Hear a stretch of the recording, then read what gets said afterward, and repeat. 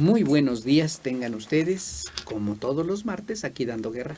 Así es, ya estamos en la primera semana de septiembre, ya el día 3 y pues comenzando un nuevo mes. Un mes que en México evidentemente está dedicado a las fiestas patrias, como les decíamos, pero a muchas cosas otras, no solo a las fiestas patrias. Hablamos la semana pasada de la Feria de Cholula, ya está en su mero momento, ahorita está en su mero momento. El mercado ya está puesto, ya puede uno encontrar todo lo que quiera, pero bueno, no vamos a distraernos con la Feria de Cholula, sino con las fiestas patrias en septiembre, porque miren, las fiestas patrias generalmente son el recuerdo del inicio de la independencia, de la guerra por la independencia, pero también en septiembre se junta un poquito antes, de hecho 3 días antes de la celebración de las fiestas por la independencia, esa no es fiesta, es una efemérides de los niños héroes. Sí, viene todo el mes cargado de fechas muy importantes para la historia de nuestro país. Y luego el 15 y 16, pues la independencia, y luego el 21 de septiembre, la consumación de la independencia, que no celebramos. Que muchas veces llama la atención que se le da más importancia al inicio que al final. No muchas veces, siempre. Hay una razón política que es absurda verdaderamente, porque los gobiernos liberales odiaron todo lo que oliera conservador. Bueno, no sé dónde he oído eso últimamente todos los días, pero bueno, ese pleito terrible que nos ha desgastado como nación, nos ha hecho mucho daño esa división, mucho daño. Los mexicanos comunes y corrientes, como usted que me oye y como yo, no somos ni liberales ni conservadores. Somos ciudadanos de este país, y los que no son ciudadanos son habitantes de este país.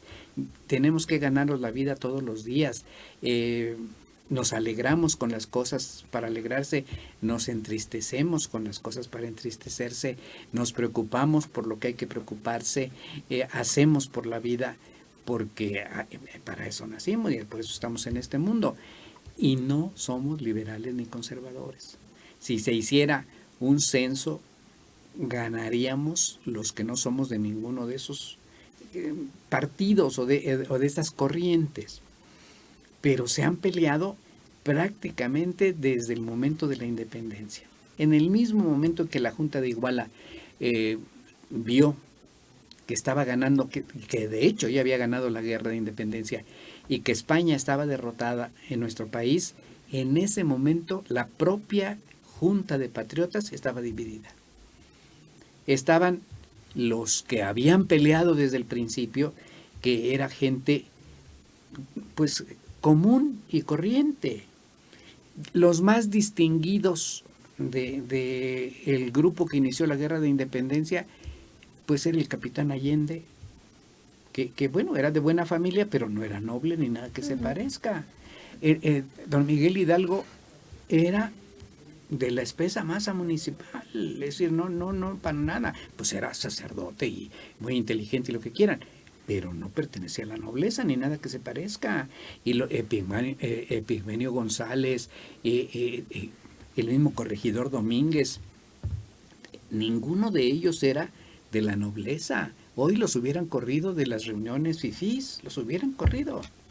Entonces, bueno, en el momento en que la independencia es un hecho, cuando se vislumbra que ya se ganó la guerra a España, entonces los que estaban aliados con los españoles, con el virreinato, dicen, antes de que otra cosa suceda, nos unimos a los que van a ganar.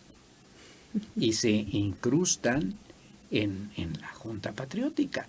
Y entonces se forman dos bandos, el de los nobles, que dicen hay que seguir como si no hubiera pasado nada, ya no dependemos de España, pero la organización no cambia nada, todo queda exactamente igual. Y los que dicen no, nosotros peleamos desde el principio para cambiar todo esto. Y ahí vienen las dos corrientes. Desde entonces, 1821, andamos arrastrando ese patrón, ¿no? Esa cosa espantosa que se llama liberales y conservadores. Ahora que los liberales han ganado, aunque no se reconozca que son tales, la emprenden contra los conservadores. Y sucede exactamente lo mismo que venía pasando, pero al revés, ¿no? Al revés. O sea, no ha cambiado nada al final del día. Seguimos en el mismo pleito. Entonces, por eso no celebramos la consumación de la independencia. Porque dicen, Iturbide fue... No, perdón, estudien. Hay mucha información, muchísima. La gente que participó en esto escribió lo que sucedió, y entonces uno puede ver en esos escritos las diferentes tendencias, porque cada viejito alaba su bordoncito. Es decir, los liberales van a decir lo que pasó, los conservadores van a decir lo que pasó, cada uno según su perspectiva. Hay historiadores como Lucas Alamán, que era fifí, y que vivía en Guanajuato, era de la nobleza de Guanajuato, cuando Hidalgo entra, recién ha dado el grito en Dolores, entra a Guanajuato y con todas sus tropas, muchísima gente, comete uno de los desmanes más terribles de la Guerra de Independencia. Saquean Guanajuato, masacran a los españoles que estaban alojados en la Alhóndiga de Granaditas, hacen desmanes terribles. Y bueno, Lucas Alamán ve cómo matan a mucha gente conocida suya y de su familia, y cómo pierden muchas cosas y cómo saquean su casa. Pues lógicamente no va a escribir el cura Hidalgo es la maravilla y casi hay que ponerle una aureola. Al contrario, dice muchas cosas en contra. Pero hay otros historiadores, de José Fernando Ramírez y muchos otros, que alaban la Guerra de Independencia. El mismo José Guerra, que no es otro que Fray Servando Teresa de Mier, escribe pues apoyando al lado liberal. Entonces, allí uno puede cotejar con este y saca el justo medio, y esa es la verdad. Pero bueno, nos enfrascamos en eso y la gente piensa, Iturbide es el que consuma la independencia. No, la consumación de la independencia la hizo una junta de patriotas llamada Junta de Iguala,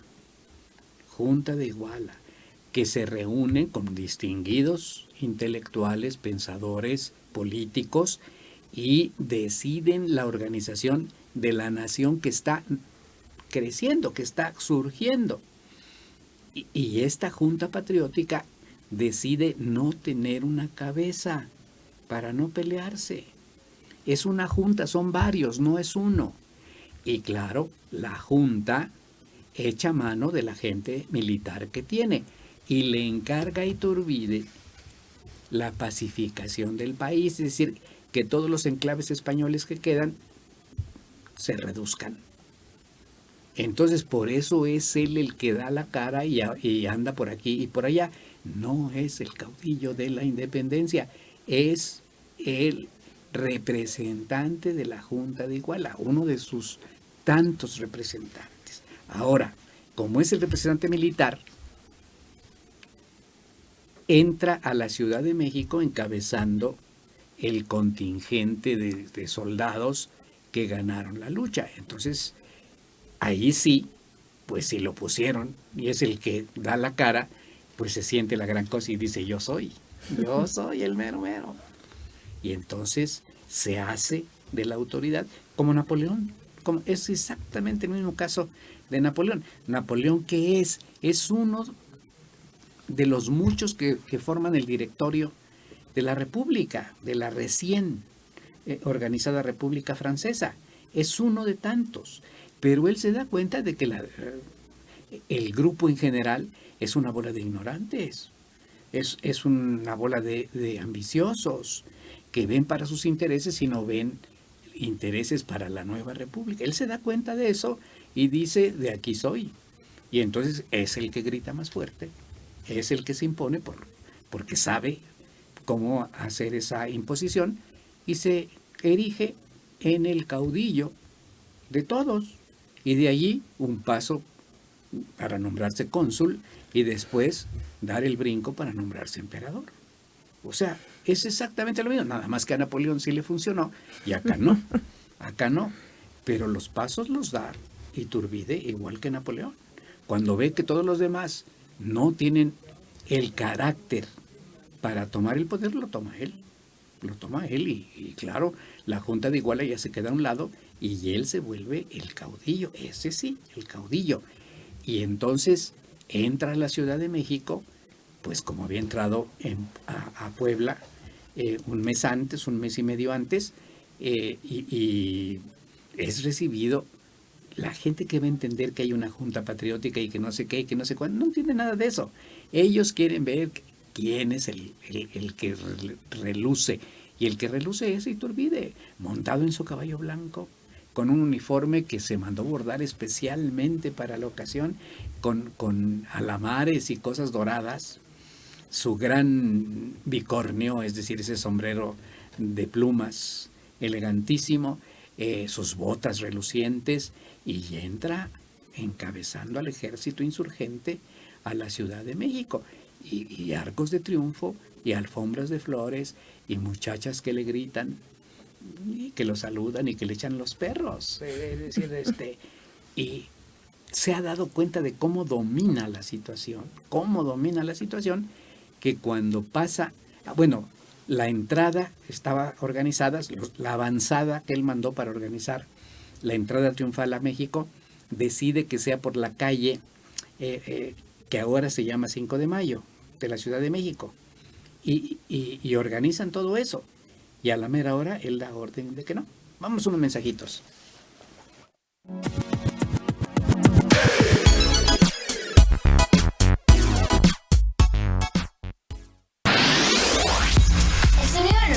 Está de vuelta. No te pierdas todos los martes en punto de las 13 horas tu programa BIOS. Con nuevas secciones, entrevistas, enlaces telefónicos, transmisiones en vivo y mucho más. BIOS, el sonido de lo natural está de vuelta. No te lo pierdas todos los martes en punto de las 13 horas. Soy Alelí Espinosa y estoy estudiando el 6º semestre del doctorado en educación en UPAEP. Me gusta mucho leer y cocinar. Disfruto pasar tiempo con mi hijo. Tiene 5 años y es el motor de mi vida. Soy psicóloga de profesión, pero mi vocación la encontré en las aulas. Estar frente a un grupo y saber que puedes ser la inspiración y el factor de cambio de tus estudiantes es una sensación inigualable. Mi verdadero compromiso es con ellos. Por eso me preparo cada día para ser mejor profesionista y con el doctorado en UPAEP lo estoy logrando. Quiero generar cambios reales para que la educación en México forme a los líderes que nuestro país necesita. Mi historia comienza aquí. Soy Alelí y soy UPAEP. Soy de Tabasco. Tengo 21 años y estudio la licenciatura en Comercio y Estrategia Internacional en UPAEP. Practiqué baile contemporáneo y eso me formó como una persona muy apasionada y detallista. Amo la música y por eso estuve aprendiendo batería en Bellas Artes UPAEP. Mi gran inspiración es mi mamá. Es una emprendedora social y me enseñó que lo más importante es poner el corazón en lo que hago. En UPAEP lo estoy logrando porque me forman con los mismos valores que ella me inculcó. Mejorar mi entorno es uno de mis sueños y por eso estoy colaborando en 2 proyectos que promueven la vida sustentable. Estoy determinada que el impacto que deje en el mundo sea el inicio de la transformación que nuestro futuro necesita. Mi historia comienza aquí. Soy Karen y soy UPAEP.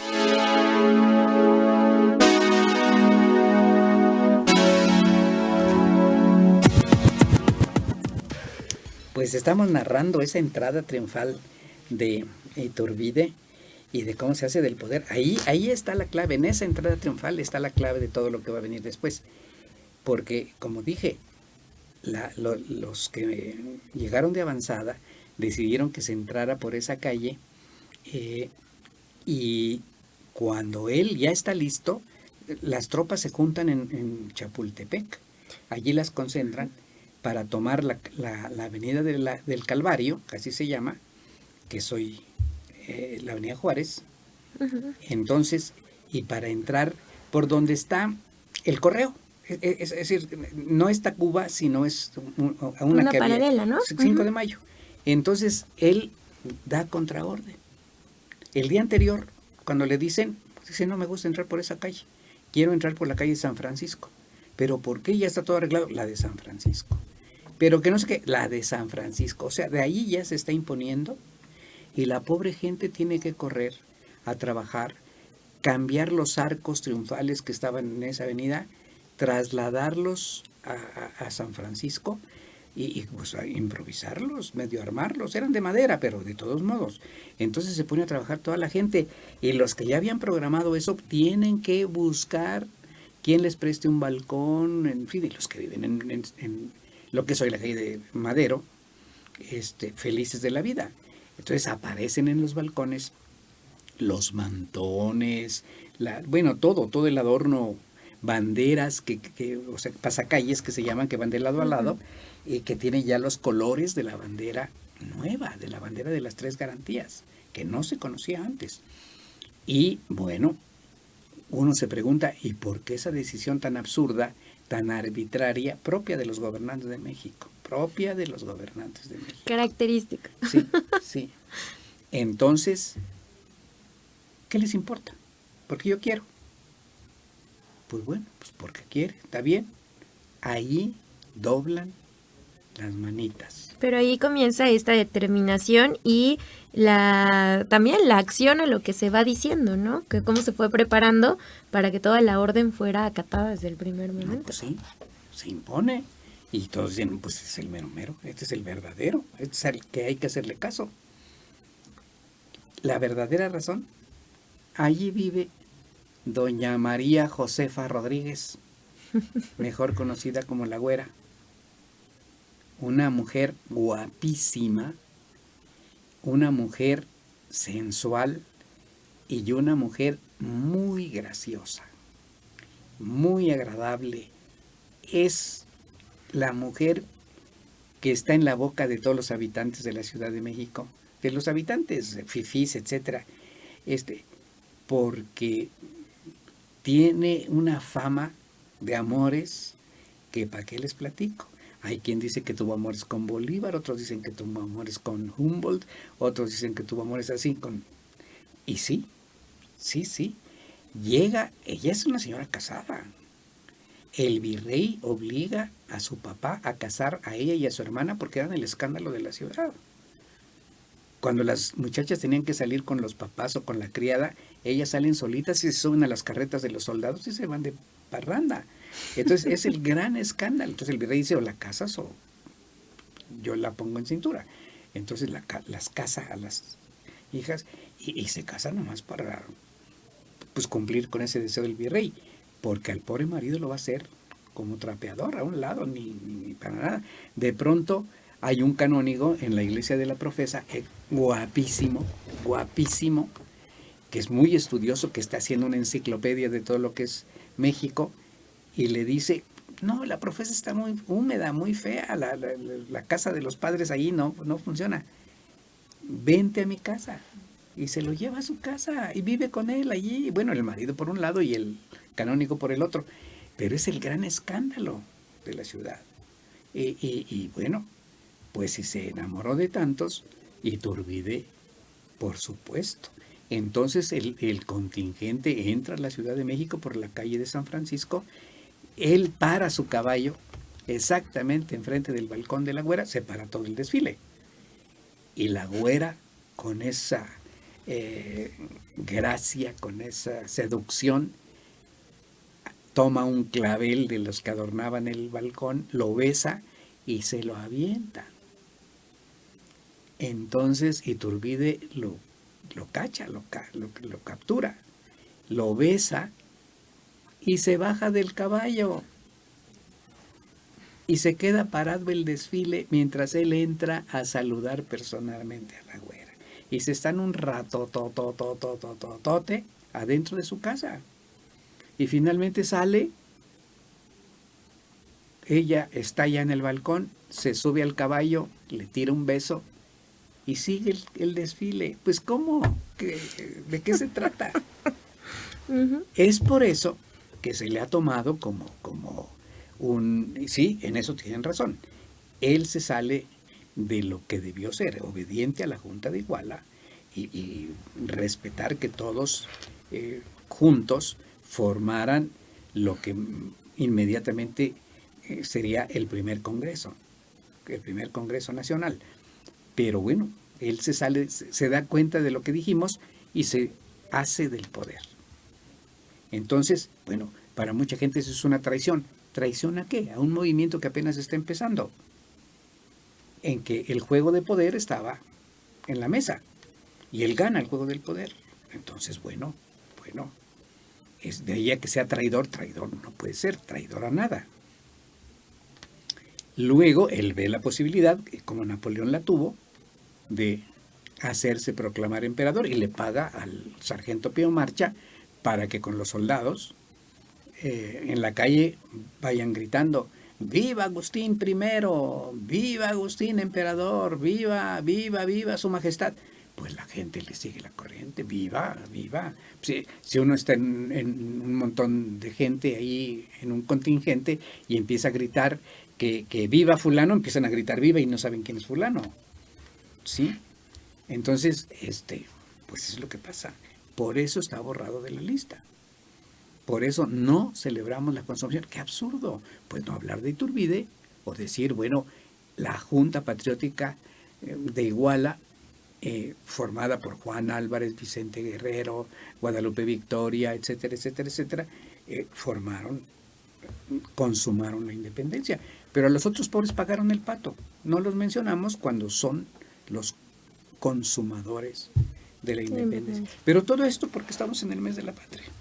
Estamos en el mes de septiembre, y bueno, que ya comenzamos también a ver adornada la ciudad y todo, ¿no? No, ya está, desde agosto estaban poniendo los adornos.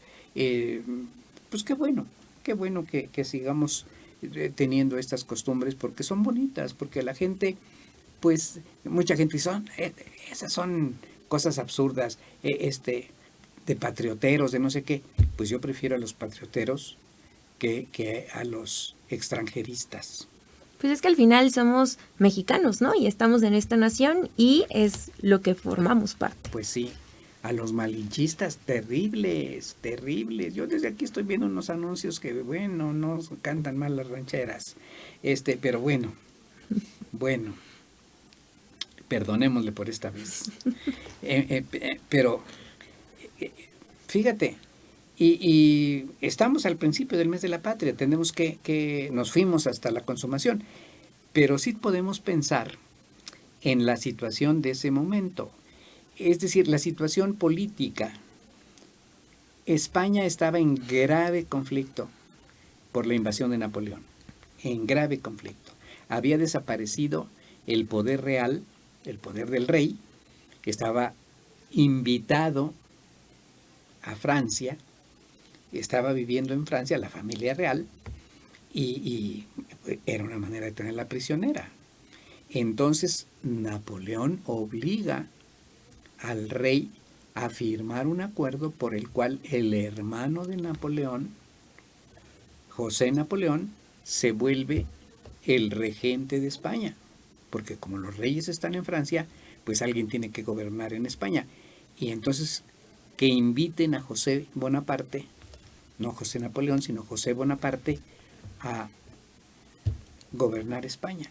Pues es una manera de quitarles el poder y dejar al hermano como pelele y gobernar Napoleón España. Y entonces viene, firma el rey, Carlos IV, firma. Y Fernando VII, es un pleito entre padre e hijo. No sabemos, por un lado abdica uno y le da el poder al otro, y luego desabdica y le quita el poder, y el otro no reconoce la abdicación del papá. Es un relajo. Pues Napoleón es el que gana. Ahí que se estén peleando, y por eso se los lleva. Y mientras manda a José Bonaparte a que gobierne España. José Bonaparte de político no tiene nada, no le importa. Es el hermano incómodo y se acabó. Se dedica a tomar. Dice que bueno es el vino de España, me encanta. Siempre me gustará más el francés, pero al no haber de otra, pues le entra. Y es un borracho de lo peor. Los españoles lo conocen como Pepe Botellas. Pepe Botellas. Esa es la situación que está.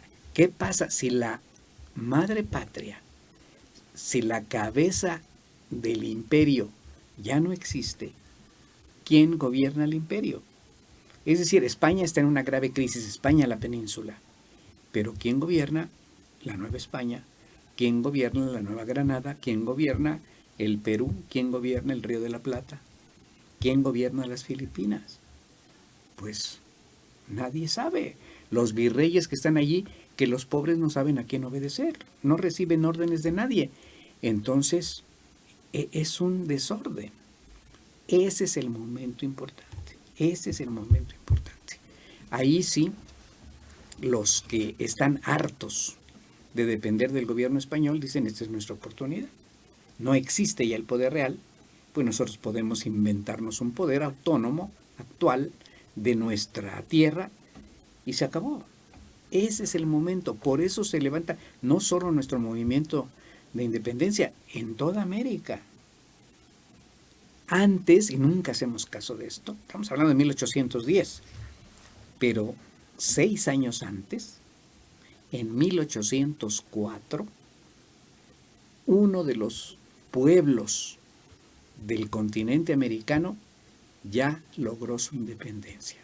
Del continente hispanoamericano, o bueno, latinoamericano, para decirlo mejor.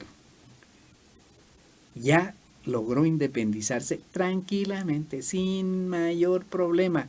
Es el primer país independiente del continente que no es Estados Unidos, ni Canadá. Me refiero a Haití. Haití, el país más pobre de América hoy, es el primer país que se emancipa de la dominación, en ese caso de Francia, porque dependía de Francia. Se independiza de Francia, Haití, la mitad de la isla española, la otra mitad es República Dominicana. Pero bueno, ningún país se había independizado. Entonces los haitianos ponen el ejemplo de lo que pueden hacer los otros países. Ese es el momento que nunca platicamos, nunca discutimos. Simplemente don Miguel Hidalgo se lanzó y echó un grito y empezó a... No, para nada. Hay toda una serie de circunstancias. Hidalgo es un personaje importante, es un intelectual, es un hombre que sabe cuál es la situación, que le gusta leer de las cosas que pasan fuera de la Nueva España. Estaba prohibido leer cosas que vinieran fuera de la Nueva España. Se podían leer libros que vinieran de España.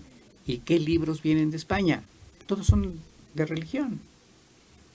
Todos son devocionarios, de oraciones, vidas de los santos, etc. Uno que otro será un libro de retórica, de gramática, quizá de historia, pero de historia antigua. Y no hay más. Las novelas y todo lo que están prohibidas. Están prohibidas. Y más que prohibidas, censuradas y hasta amenazadas por la Inquisición, las lecturas de origen francés. Si un nuevo hispano leía un libro en francés, bueno, o traducción del francés, quedaba excomulgado. Porque no había que darles alicientes a los que querían sublevarse. Ya Francia le mochó la cabeza a sus reyes, es una república y qué mal ejemplo para los reinos, ¿no? Entonces está prohibidísimo. ¿Y quién lee francés? Don Miguel Hidalgo. ¿Y quién recibe de contrabando libros que vienen de Francia? Don Miguel Hidalgo. Y otros, no es solamente don Miguel Hidalgo, pero todos lo tienen calladito. Él seguro que tenía escondidos debajo de la cama los libros en francés. La Inquisición ya no era tan terrible, tan canija, pero ahí estaba. Y la hacían funcionar cuando les convenía. Entonces había que cuidarse mucho. Y junto con Hidalgo se juntaban otros intelectuales que no leían francés, que no tenían todos los conocimientos de Hidalgo, pero que compartían con él la lucha por la independencia. El otro día que estaba mirando un documental que le hacía propaganda a Guanajuato, la cámara afocó la placa de una calle y yo dije, vaya, siquiera que en Guanajuato sí les hicieron homenaje. Decía Epigmenio González, calle Epigmenio González. Yo digo, para la gente, el 99% de los que pasan Pues calle Epigmenio González. ¿Dónde vives? En Epigmenio González 4 o 5. Oye, vete a la calle de Epigmenio González y me compras esto y no sé qué.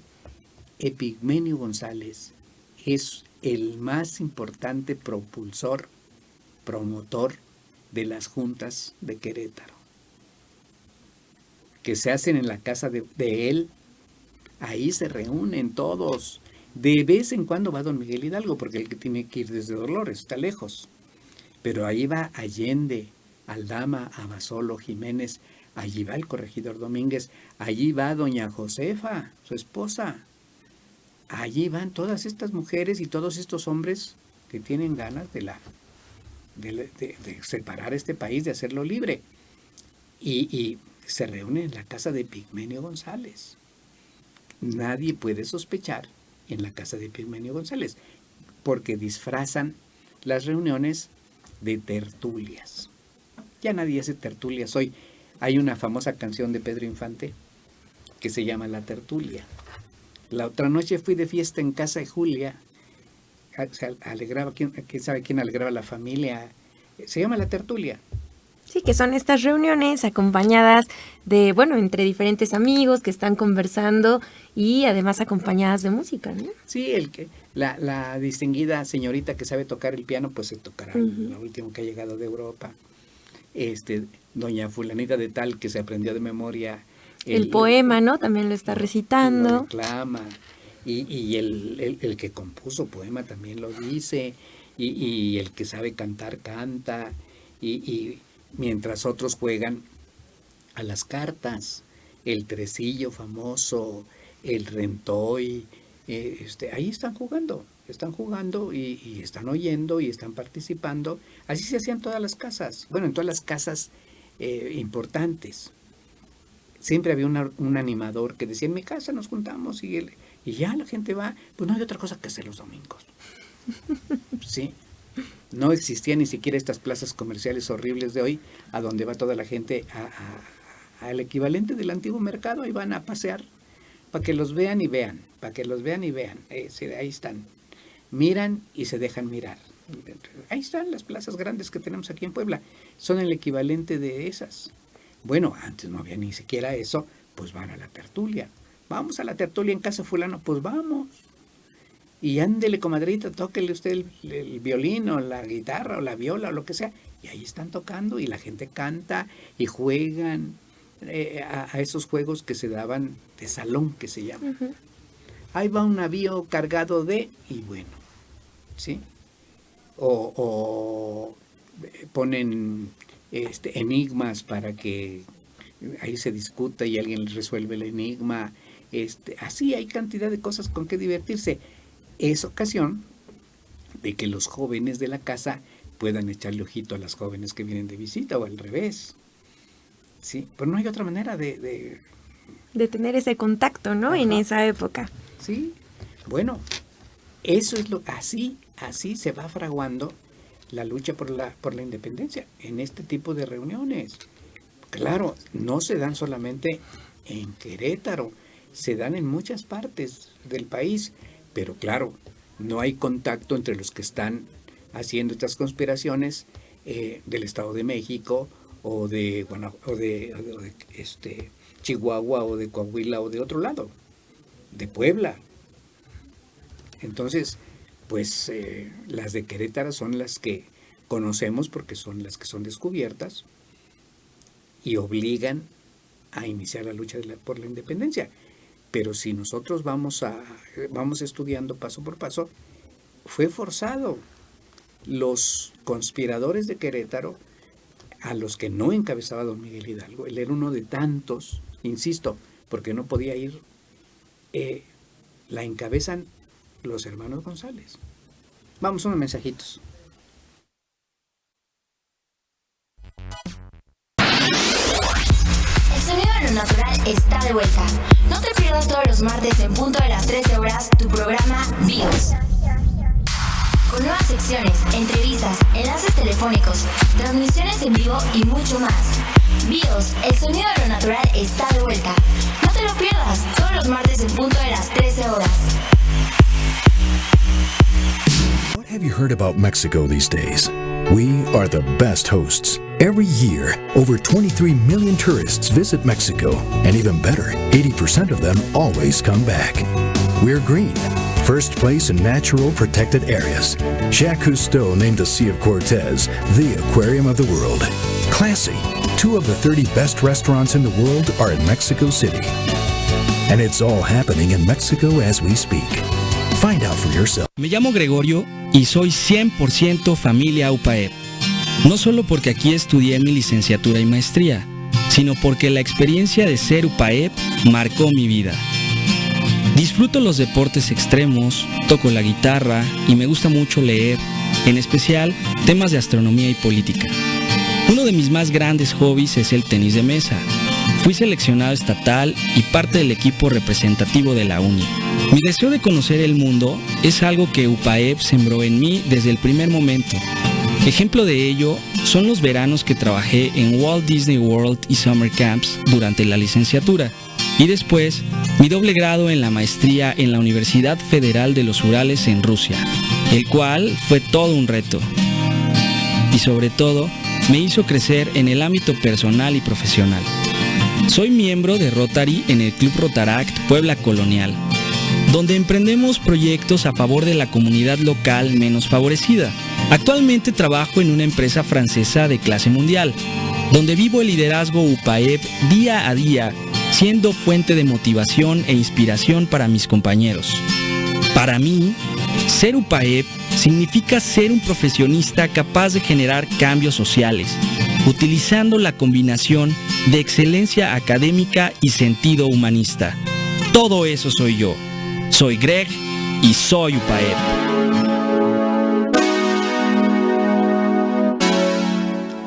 Pues estamos de regreso. Y ya en la recta final de este programa, ¿no? Así es. El primero del mes. El primero. Pues sí, así, esa era la situación. No vamos a meternos en más. Ya nada más comentar algunas cosas que la gente pues no sabe y que son muy sencillas. Por ejemplo, Don Miguel Hidalgo. Don Miguel Hidalgo era un hombre alto, blanco, muy blanco, de buena figura. No era ni gordo ni flaco, era robusto, muy fuerte, muy fuerte, porque era ranchero. Su padre, Cristóbal Hidalgo, era el encargado de varias haciendas,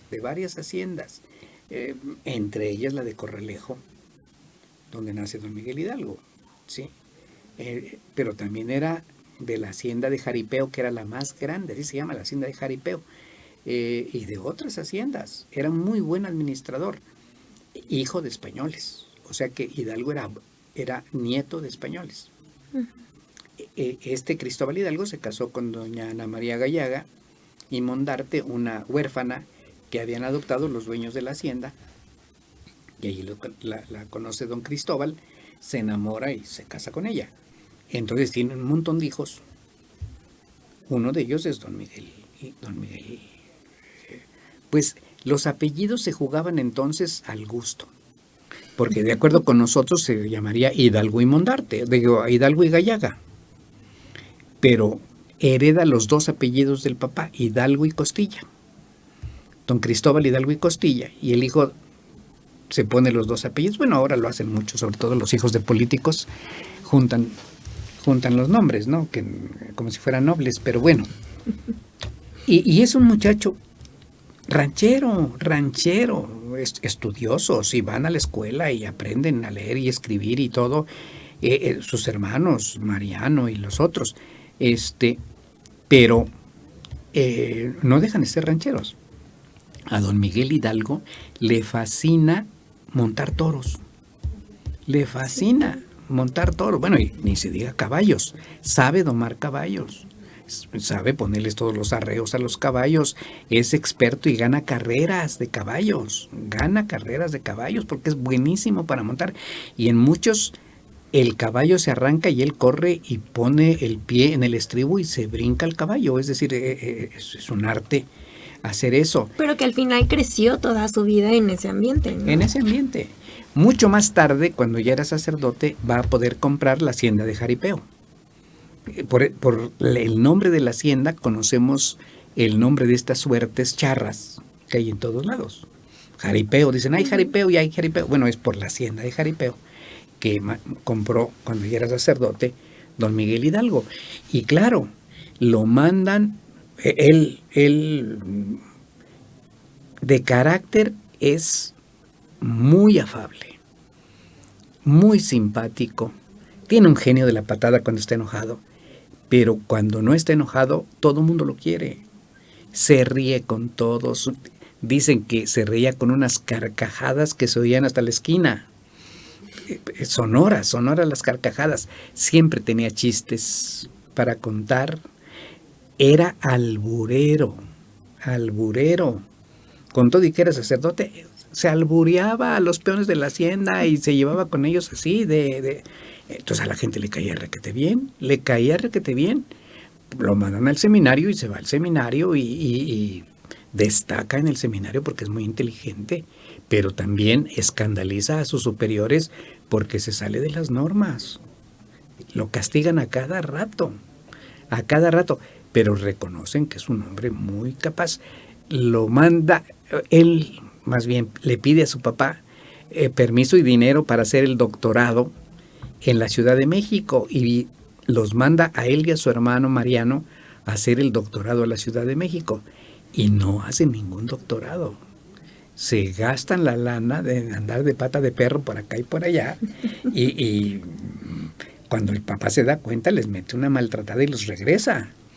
Y bueno, pero siempre destacó. Es tan inteligente, aunque se salga de las normas, que los clérigos, cuando muere el rector del seminario de San Nicolás en Valladolid, que soy Morelia, lo llaman para que sea rector del seminario, y es rector del seminario, y entonces empieza a hacer un relajo en el seminario, porque les empieza a meter materias que nunca habían visto, y muchas ideas liberales, muchas ideas que la iglesia no estaba muy contenta de admitirlas.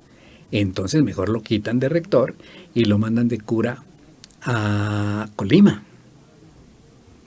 Y llega a Colima y hace y deshace, porque es muy listo.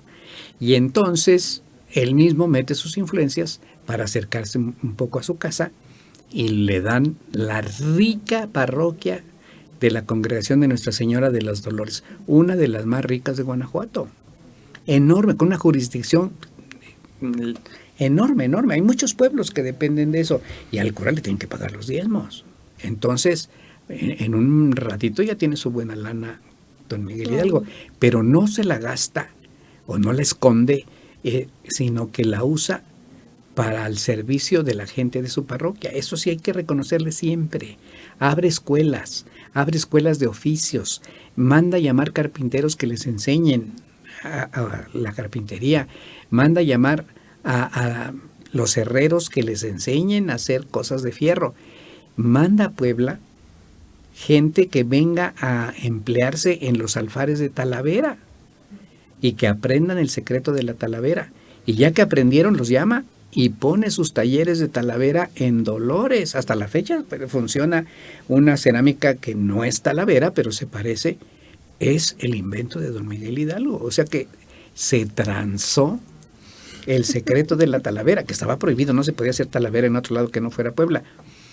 Pues está en Dolores, ¿no? Ahí está en Dolores, se llevó todo eso. Y claro, cuando ya está participando en las conjuras, entonces a los herreros les dice, ¿y a qué no saben hacer lanzas? Ay, claro que sí sabemos. A ver, háganme unas 100 lanzas para que estén aquí. Y le hacen las lanzas. Y ¿quién sabe hacer culatas para los rifles o arcabuces? Pues el carpintero, a ver, hazme unas. Y así, bajita la mano, él va preparándose porque sabe que tarde o temprano se van a venir los cocolazos. Pero hay que decir mucho de él. Y claro, hay que decir muchas cosas. Es un cura que quiere la gente. La parroquia es tan grande que tiene 4 vicarios. Uno español, por cierto. Y bueno, pero todo está funcionando de maravilla.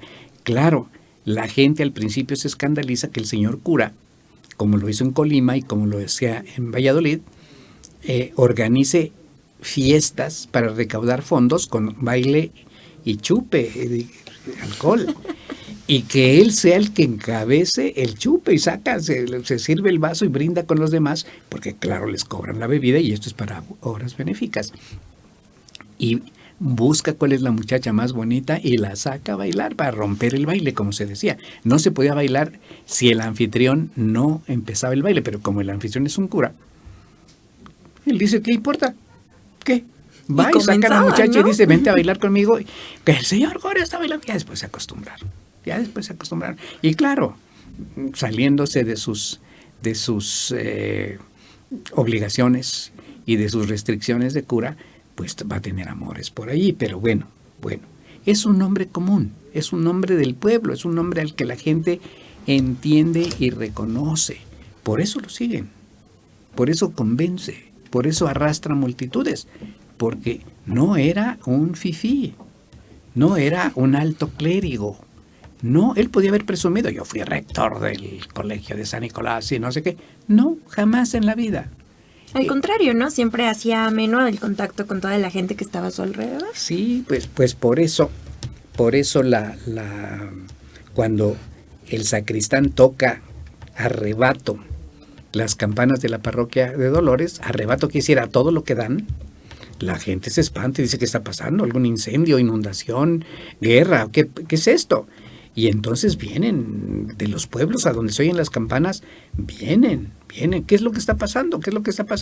Otros ya venían encaminados a la misa de 6 de la mañana, que era la primera del domingo, porque era domingo, el 16 de septiembre.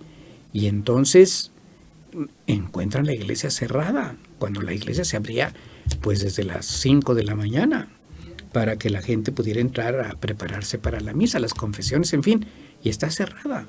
¿Qué es lo que está pasando? Y entonces ahí empiezan a llenar el atrio y los comentarios, ¿qué está pasando? Algo dice, no, pues no sabemos, pues está cerrada y nadie sabe y ya debería estar abierta y las campanas, ¿quién las tocó? Pues el sacristán, ¿pero para qué? Pues no nos dice, no baja de la torre, en fin, ya.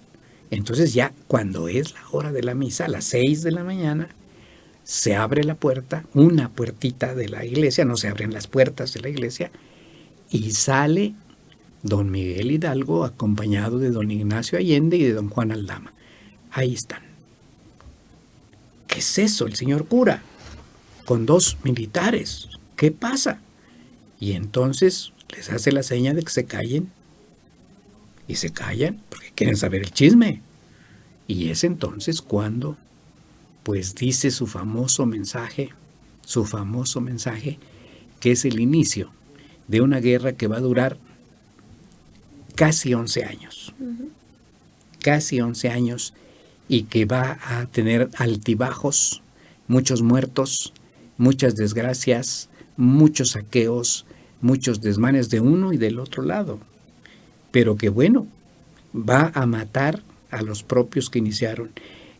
Hay un diálogo que registran los historiadores, Carlos María de Bustamante lo dice muy claro, en el momento en que sale Hidalgo de su casa en esa madrugada del 16 de septiembre, le dice a Ignacio Allende, señor capitán, usualmente los que inician este tipo de movimientos no los ven terminados. Es una frase célebre. Por el tiempo que lleva, ¿no? El proceso, que no es de 1 año ni de 2, ¿no? Y porque sabe que los pueden matar. Se están arriesgando, porque al final son el líder, ¿no? El que está moviendo, pues sí, el que está organizando todo el movimiento y es contra el primero que pues van a buscar, ¿no? Eso es lo que profetizó. Inmediatamente, cuando corren la voz de que un cura gritó y organizó un levantamiento, pues ponen el grito en el cielo. Pero bueno, ya platicaremos un poco más. Y ya cercano a cada una de estas fechas, que no solo es una, sino van siendo seguidas, ¿no? Y ya las iremos tratando. Mientras tanto, pues muchas gracias y aquí seguiremos. Así es, muchas gracias y muy buen día.